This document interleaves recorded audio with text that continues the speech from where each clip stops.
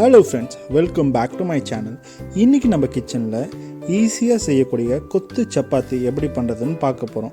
வாங்க வீடியோக்குள்ள போலாம். அதுக்கு முன்னாடி நம்ம சேனலை சப்ஸ்கிரைப் பண்ணாதவங்க ப்ளீஸ் சப்ஸ்கிரைப் பண்ணிக்கோங்க.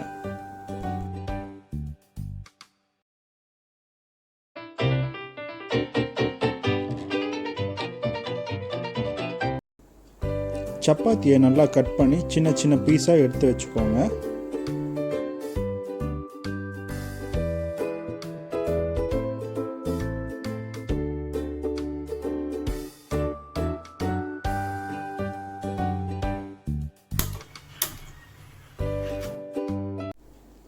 கடாய் சூடானதும் 2 ஸ்பூன் எண்ணெய் விட்டுக்கோங்க.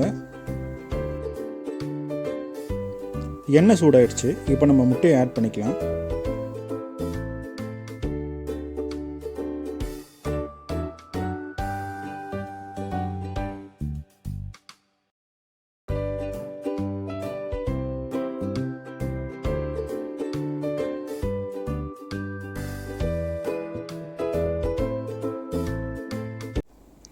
கொஞ்சமாக சால்ட், கொஞ்சம் மஞ்சள்தூள் ஆட் பண்ணிக்கோங்க. ஆட் பண்ணி இது நல்லா மிக்ஸ் பண்ணிக்கோங்க. மிக்ஸ் பண்ணி நம்ம பொடி மாஸ் பண்ணுற மாதிரி பண்ணி அதை எடுத்து வச்சுக்கோங்க.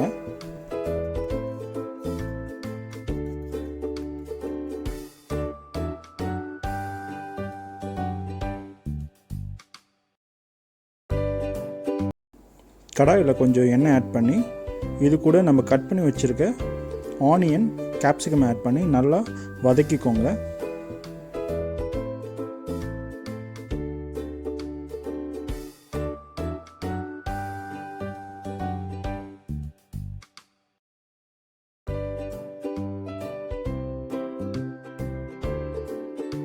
கொஞ்சமாக சால்ட் ஆட் பண்ணிக்கோங்க. ஆனியன், கேப்சிகம் நல்லா வதங்கிடுச்சு. ஸோ இப்போ கொஞ்சமாக சோயா சாஸ் இதில் ஆட் பண்ணுறேன். நெக்ஸ்ட் இதில் டொமேட்டோ சாஸும் சில்லி சாஸும் ஆட் பண்ணி நல்லா மிக்ஸ் பண்ணிக்கோங்க.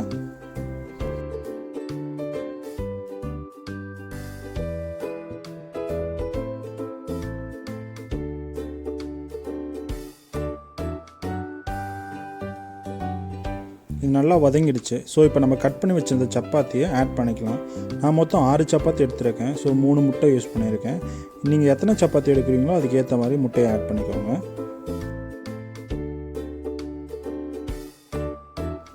இப்போ இதை நல்லா மிக்ஸ் பண்ணிக்கோங்க. நம்ம ஆட் பண்ணிக்க சாஸோட ஃப்ளேவர்லாம் சப்பாத்தியில் இறங்குற அளவுக்கு நல்லா மிக்ஸ் பண்ணிக்கோங்க. மிக்ஸ் பண்ணிவிட்டு இந்த நேரத்தில் நம்ம ஆல்ரெடி செஞ்சு வச்சுருக்க முட்டையை இதில் போட்டு நல்லா ஆட் பண்ணிக்கோங்க.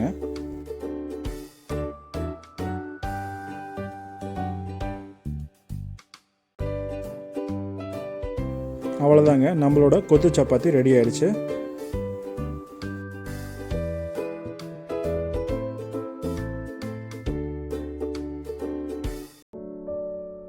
இந்த டிஷ் செய்கிறது ரொம்ப ஈஸிங்க. நீங்களும் வீட்டில் ட்ரை பண்ணி பாருங்கள். தேங்க்ஸ் ஃபார் வாட்சிங் திஸ் வீடியோ. இந்த வீடியோ உங்களுக்கு பிடிச்சிருக்குன்னு நம்புகிறேங்க. என்னோட சேனலை லைக் பண்ணுங்கள், ஷேர் பண்ணுங்கள், சப்ஸ்கிரைப் பண்ணுங்கள்.